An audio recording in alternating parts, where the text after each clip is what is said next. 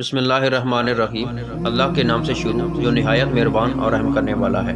حضرت شعیب علیہ السلام محبت الہی میں 10 سال تک روتے رہے۔ آپ کی آنکھوں کا نور چلا گیا۔ اللہ تعالیٰ نے دوبارہ آنکھیں عطا فرمائی، پھر 10 سال تک روئے، پھر آپ کی آنکھیں جاتی رہیں۔